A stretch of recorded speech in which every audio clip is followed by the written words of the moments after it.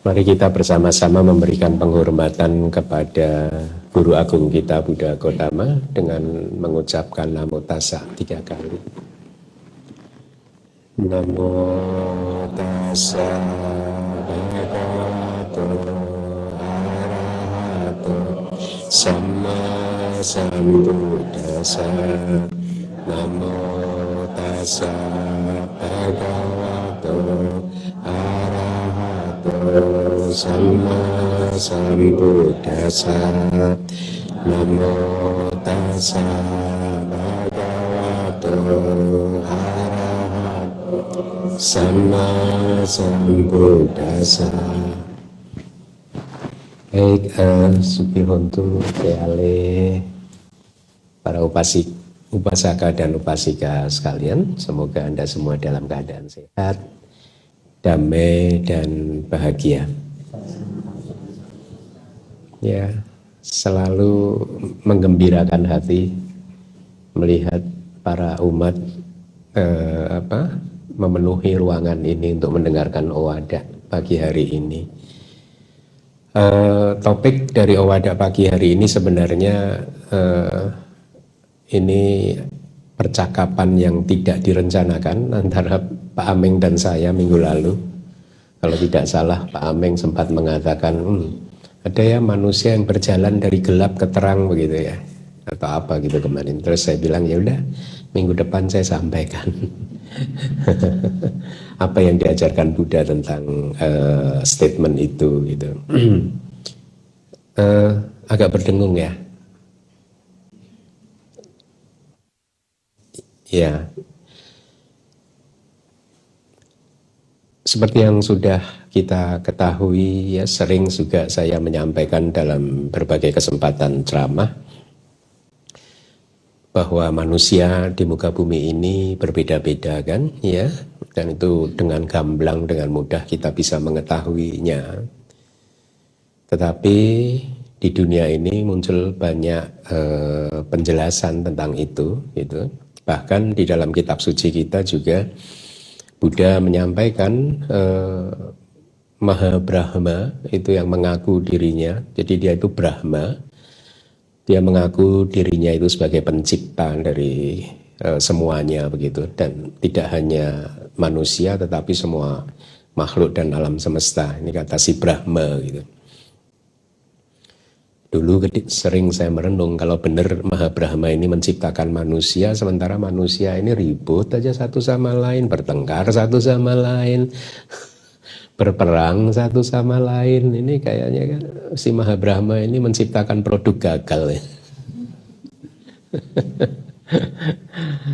Atau juga saya dulu sering merenung kalau benar itu Maha Brahma ini menciptakan manusia, faktanya banyak manusia yang menderita kan di dunia ini ya. Ya, belum lagi gara-gara dia menderita di dunia ini lalu dia masuk neraka. Lalu di mana meta karuna mudita upekanya si Maha Brahma tadi? Kan Brahma itu adalah dari 31 alam kehidupan, dia itu adalah penghuni alam Brahma ya, yang dikatakan di sepanjang hidupnya itu hanya mempraktekkan Brahma Wihara, 4 Brahma Wihara. 4 Brahma Wihara itu meta, cinta kasih universal, bukan cinta kasih yang pilih-pilih loh meta itu. Bukan cinta kasih yang ikut omongannya si Maha Brahma, yang nggak ikut nggak dikasih meta, enggak. Meta itu universal kepada semua makhluk, cinta kasihnya itu. Karuna, belas kasihnya juga universal. Ya. Kemudian mudita, appreciative joy, kemudian yang terakhir UPK itu keseimbangan batin begitu. Jadi ya sulit untuk bisa Maha Brahma apabila benar-benar dia ini menciptakan manusia sementara dia mempunyai sifat yang penuh kewelas asihan seperti itu dan membiarkan manusia hidup susah, bertengkar satu sama lain, bermusuhan satu sama lain, berperang satu sama lain. Jadi agak sulit untuk diterima di akal kita kan ya. Kalau dia memang penuh karuna, penuh belas kasih, sering kan saya menyampaikan seandainya saya ini Maha Brahma ini ya, Anda itu udah saya kasih 1 triliun, 1 triliun, 1 triliun, udah semua. Jadi udah hidup Anda enak semua. Hidup di dunia manusia enak, nanti lahir di surga dan masuk nibbana. Udah enak, perjalanannya enak dari terang ke terang. Nah, oleh karena itulah kemudian Buddha kan menyampaikan di kesempatan yang lain bahwa sabe, sata, kama, saka, kama dayada, kama yoni, kama bandu, kama pariksarana, yang kamang karisanti, kalyanang wapapakang wa tasa dayada bawisanti. Artinya, saya harap Anda sering ya saya mengurai ini, masih ingat nggak artinya apa? Ya, saya ulangi secara ringkas ya, bahwa pada hakikatnya Anda adalah pemilik atau karma adalah properti milik Anda sendiri. Anda adalah pemilik karma sebagai properti milik Anda. Kemudian Anda adalah ahli waris dari karma-karma Anda. Kemudian Anda memiliki karma sebagai kandungan Anda, ya, asal muasal Anda. Kemudian Anda memiliki karma sebagai bandu. Bandu itu famili Anda, keluarga Anda, sanak famili Anda, ya. Kemudian kama ini, kama bandu, kama padiksarana. Anda memiliki karma sebagai tempat perlindungan Anda. Yang kamang karisanti dan seterusnya. Kama apapun yang Anda lakukan, baik itu karma baik ataupun karma buruk, tasa dayada bawitanti. Karma-karma itulah yang ya, jadi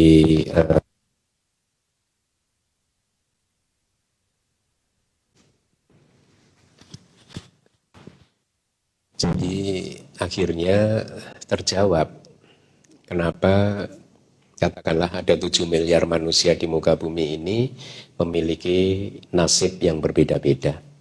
Karena perbuatan-perbuatan Anda lah yang telah membentuk Anda menjadi seperti hari ini, gitu. Ya. Nah, berkaitan dengan bermacam-macam atau jenis-jenis manusia, jenis-jenis individu yang ada di muka bumi ini, pada suatu hari Raja Pasenadi dari yang memerintah negeri Kosala itu mendekat menemui Buddha, dan setelah bersujud langsung Buddha berkata, wahai Maharaja, Catarome Pugala Santo Sang Wijamana Lokasming, ada 4 jenis orang atau 4 macam individu, ya, yang nyata-nyata eksis di dunia ini, ya. Jadi ada 4. Jadi dari 7 miliar 8 miliar manusia ini dikelompokkan oleh Buddha menjadi 4 kelompok. Yang pertama Buddha mengatakan tamo tamak pariyan, parayana. Tamo tamak parayana artinya tamo itu seseorang yang berada di dalam kegelapan. Tamak parayana artinya menuju ke kegelapan, ya. Jadi seseorang yang berada di dalam kegelapan menuju ke kegelapan, ya. Jadi itu yang pertama. Yang kedua, tamo joti parayana, seseorang yang berada di dalam kegelapan menuju ke joti. Joti itu ke cahaya, ya, ke penerangan, begitu. Yang ketiga, joti tamo parayana, seseorang yang berada di dalam cahaya, ya, menuju ke kegelapan. Yang keempat adalah joti parayana, seseorang yang berada di dalam cahaya menuju ke cahaya, ya. Jadi semua manusia atau bahkan sebenarnya semua makhluk itu bisa dikelompokkan dalam 4 kategori ini, ya. Apa arti dari kalimat Buddha tersebut? Tamo kegelapan. Seseorang yang berada di dalam kegelapan, kalau di sutanya disebutkan adalah ini. Saya mohon maaf ya kalau menyampaikan ini kan pengetahuan ya, dan ini adalah kebijaksanaan untuk memahaminya, begitu ya.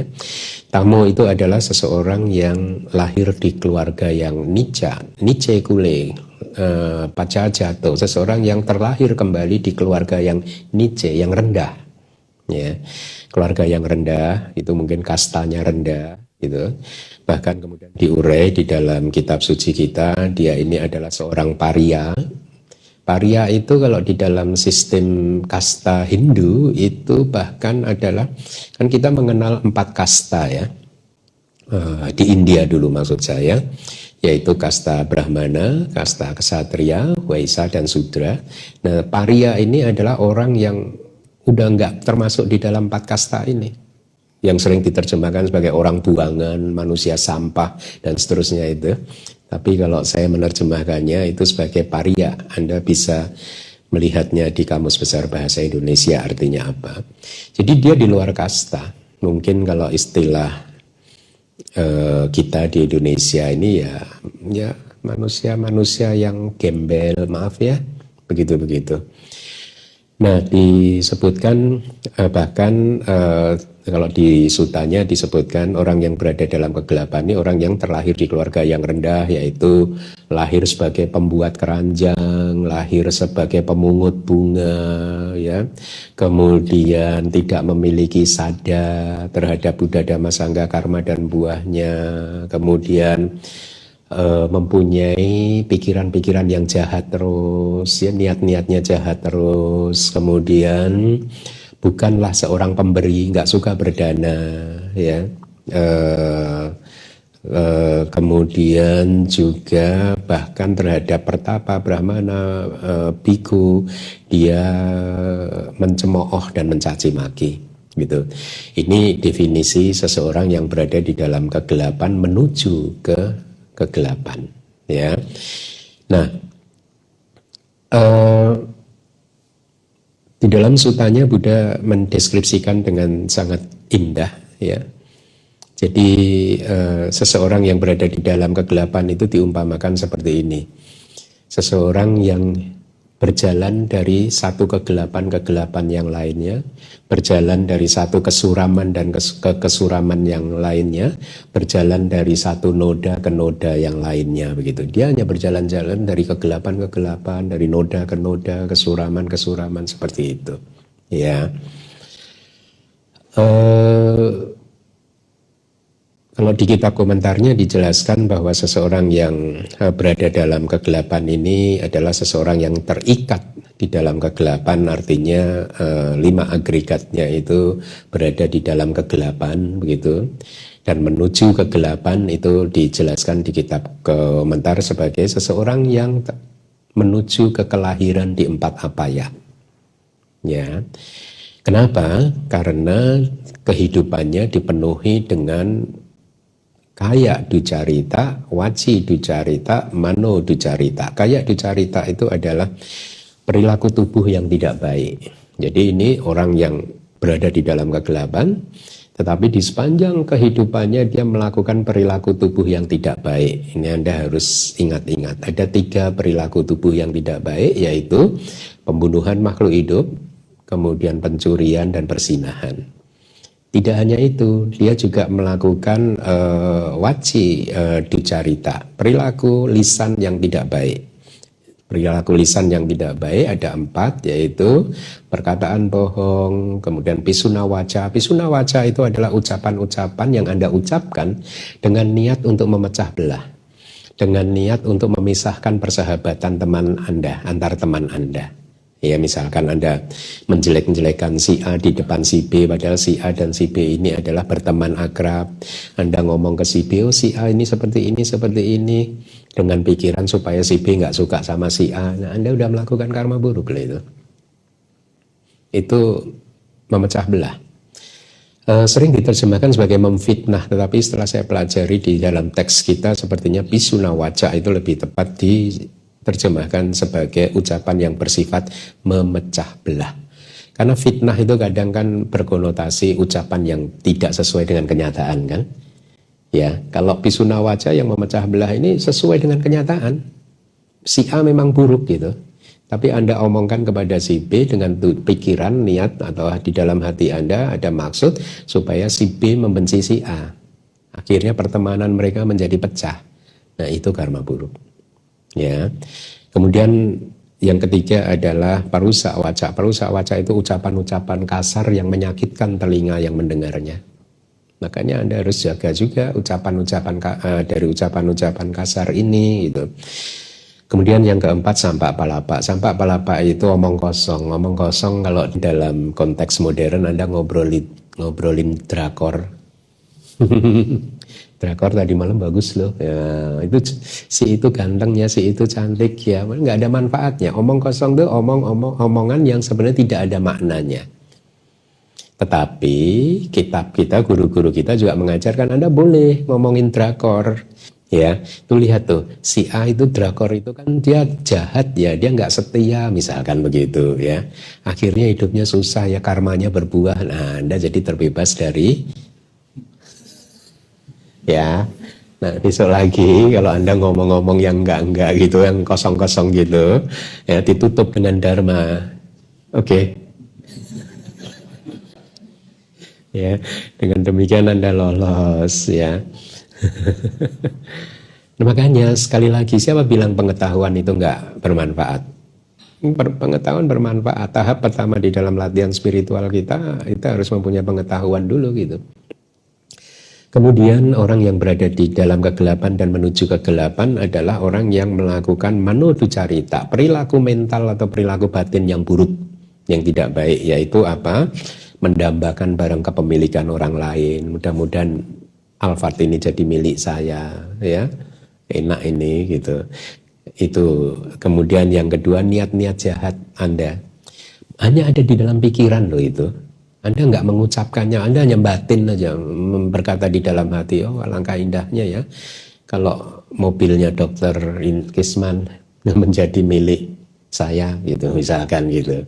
Itu udah karma buruk loh. Kalau berpindah jadi milik saya ini bagus nih gitu. Ya, hanya di dalam hati. Kemudian yang kedua, niat jahat, pikiran-pikiran Anda yang jahat yang mudah-mudahan si A itu hancur, bisnisnya hancur, celaka seumur hidup, habis itu masuk neraka, nggak keluar-keluar. Nah, itu pun juga adalah karma buruk, hanya mikir aja itu. Ya. Yang ketiga, pandangan salah. Ya. Nah, orang yang berada dalam kegelapan menuju kegelapan berarti adalah orang yang hidupnya terlahir di dalam keluarga yang rendah. Kemudian dijelaskan tadi sebagai pembuat keranjang dan lain sebagainya, ya. Kemudian tidak memiliki sada, tidak suka berdana, tidak menghormati pertapa dan brahmana, begitu. Saya dulu waktu masih belum menjadi Buddhis itu, ini intermezzo sedikit. Salah satu guru saya itu menasehati saya gitu untuk selalu menghormati para pertapa dan berhati-hatilah jaga ucapan kamu, dia bilang gitu. Kalau khususnya yang berkaitan dengan orang yang suka bertapa dan orang yang suka menyepi gitu. Menyendiri, menyepi gitu. Jadi dijaga gitu. Jadi nasihat itu membekas di saya gitu ya, bahwa nah ternyata di ajaran Buddha juga seperti itu gitu. Nah itu adalah tamak parayana. Seseorang yang berada di dalam kegelapan kemudian menuju kegelapan, artinya menuju ke kelahiran di 4A paya. Kenapa? Karena perilakunya yang buruk tadi. Yang kedua adalah tamo joti parayana. Seseorang yang berada di dalam kegelapan menuju ke cahaya. Cahaya di sini dikatakan di kitab komentar adalah seseorang yang menuju ke kelahiran kembali di surga. Ya. Dan orang yang seperti ini adalah orang yang tadi lahir di keluarga yang rendah, tetapi di sepanjang hidupnya dia sering melakukan perilaku tubuh yang baik. Perilaku tubuh yang baik itu ya menahan diri dari pembunuhan, ya. Ada nyamuk Anda mau bunuh, enggak jadi, nah Anda udah melakukan karma baik. Ya. Tapi sayangnya sebelum Anda melakukan karma baik nggak jadi, ada pikiran jahat udahan. Jadi pikiran jahat itu adalah mano ducarita, perilaku pikiran yang buruk tadi, ya. Kan mau bunuh nyamuk nggak jadi, udah ada niat untuk menghancurkan nyamuk kan.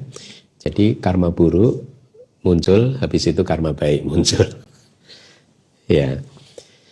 Kemudian dia melakukan menahan diri dari pembunuhan, pencurian, perzinahan, menahan diri dari perkataan bohong. Ya, Anda mau berbohong, Anda tahan, nggak jadi. Ya. Kemudian tadi menahan diri dari ucapan yang bersifat memecah belah tadi, menahan diri dari ucapan yang kasar, yang menyakitkan telinga yang mendengarnya, dan kemudian menahan diri dari ucapan-ucapan yang tanpa makna, omong kosong.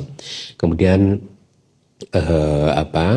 tiadanya pikiran yang iri dan tertarik dengan harta benda orang lain, tiadanya pikiran yang jahat yang mengharapkan orang lain celaka, dan yang ke-10 adalah pandangan yang benar. Jadi orang yang berada di dalam kegelapan tetapi dia melakukan itu, karma-karma yang baik tadi itu, perilaku-perilaku yang baik. Kemudian jenis yang ketiga adalah tamo joti parayana, seseorang yang berada dalam cahaya. Jadi dia ini adalah orang yang ucce kulit, terlahir paca jatuh, terlahir di keluarga yang tinggi, terlahir di keluarga yang mulia, terlahir di keluarga yang baik, begitu ya. Tetapi dia tidak mempunyai sada, tidak suka memberi, juga mendorong orang lain, menghalangi orang lain untuk memberi berdana, ya. Kemudian juga sama seperti yang tadi terhadap pertapa, brahmana, mereka orang-orang seperti ini mencemooh dan mencaci maki, begitu. Kemudian juga di sepanjang hidupnya dia melakukan tadi perilaku tubuh yang buruk, perilaku lisan yang buruk, dan perilaku mental yang buruk. Nah, oleh karena itu, walaupun orang tersebut itu lahir mendapatkan kelahiran yang bagus, ya, terlahir di keluarga yang mulia, tetapi dia menuju ke kegelapan. Artinya dia menuju ke kelahiran di 4 apaya, yaitu alam neraka, peta, asura, dan binatang. Yang terakhir adalah joti parayana, seseorang yang terlahir di dalam keluarga yang tinggi, yang mulia, status sosialnya tinggi, dan di sepanjang hidupnya dia melakukan karma-karma baik, perilaku-perilaku tubuh yang baik, perilaku lisan yang baik, dan juga perilaku batin yang baik. Sehingga orang ini dikatakan sebagai orang yang berada di dalam cahaya dan menuju ke cahaya, atau menuju ke kelahiran di surga, ya. Nah, kalau orang yang berada di dalam kegelapan menuju kegelapan tadi diceritakan oleh Buddha sebagai orang yang berjalan dari satu kegelapan ke kegelapan berikutnya, berjalan dari satu kesuraman ke kesuraman yang berikutnya, berjalan dari noda ke noda, maka orang yang kedua yaitu tamo joti parayano itu diistilahkan oleh Buddha adalah sebagai orang yang tadinya berada di tanah dataran begitu, kemudian naik pelan-pelan ke tandu. Dari tandu dia naik pelan-pelan ke punggung kuda. Dari punggung kuda dia naik pelan-pelan ke punggung gajah. Dari punggung gajah dia naik pelan-pelan ke istana, gitu, ke bangunan gedung yang tinggi. Jadi dia merangkak pelan-pelan dari kegelapan menuju ke kualitas kehidupan yang makin baik. Sebaliknya orang yang berada di dalam cahaya menuju kegelapan, orang yang turun derajat terus, dia berada di dalam gedung tinggi, turun ke punggung gajah, turun ke punggung kuda, turun ke tandu, dan akhirnya turun ke tanah dataran biasa. Orang tadi tamak parayana. Ya, tamo joti, ya, joti parayana, joti tamo parayana, ya, dari cahaya turun. Kalau dari cahaya ke cahaya itu dikatakan ibaratnya orang yang berpindah dari satu tandu ke tandu yang lain, dari satu kuda ke kuda yang lain, dari satu gajah ke gajah yang lain, kemudian dari satu gedung ke gedung yang lain, begitu. Itu istilah Buddha. Nah, itu sutanya. Jadi mudah-mudahan bisa memberikan pemahaman yang baik pada diri Anda tentang kehidupan Anda. Tujuan saya menyampaikan ini bukan untuk membuat Anda meratapi nasib Anda, ya. Oh, saya tamo, saya berada dalam kegelapan, enggak, ya. Dimanapun Anda berada, tetap saja tujuan kita adalah menuju ke cahaya, ya toh. Kalaupun Anda berada di dalam kegelapan, Anda tetap harus berjuang untuk menuju ke cahaya. Dan demikian pula Anda jangan iri saat ini Anda berada dalam kegelapan melihat teman-teman Anda lahir di keluarga yang tinggi, mulia, berada di dalam cahaya. Jangan iri, ya, karena sesungguhnya kualitas kehidupan seseorang tidak ditentukan oleh di mana Anda terlahir, tetapi oleh apa yang Anda praktekkan, oleh apa yang Anda lakukan. Ya, percuma terlahir di keluarga yang yang tinggi, tetapi seumur hidup melakukan karma-karma buruk. Jadi artinya dia berada dalam cahaya dan menuju ke kegelapan kan? Percuma kan? Lebih bagus mana? Orang yang berada di dalam cahaya menuju ke kegelapan atau orang yang berada dalam kegelapan menuju ke cahaya? Yang mana? Kegelapan menuju ke cahaya. Ya, jadi jangan bersedih ya. Kalau Anda terlahir di kegelapan karena itu adalah karma masa lalu Anda, karma yang sudah lewat ya. Sekarang Anda lakukan karma-karma yang baik untuk segera menuju ke kegelapan. Demikian pula Anda yang sudah berada di dalam cahaya untuk menuju ke cahaya. Demikian pula Anda yang saat ini berada di dalam cahaya juga harus berjuang untuk terus menuju ke cahaya. Tetapi ingat, tujuan kita tidak hanya cukup masuk ke surga. Ya, Anda harus selalu ingat bahwa tujuan kita semua pada akhirnya adalah menjadi arahantak, menjadi arahat, merealisasi nibbana. Ya, inilah cahaya yang tertinggi, yaitu nibbana. Baik, mudah-mudahan apa yang saya sampaikan ini bisa menginspirasi Anda, memotivasi Anda untuk mulai mengelola kehidupan Anda dimanapun Anda berada saat ini, baik yang sedang berada dalam kegelapan maupun di dalam cahaya. Berjuanglah untuk menuju ke cahaya di kelahiran di surga dengan melakukan karma-karma baik dan capailah cahaya yang tertinggi yaitu nibbana.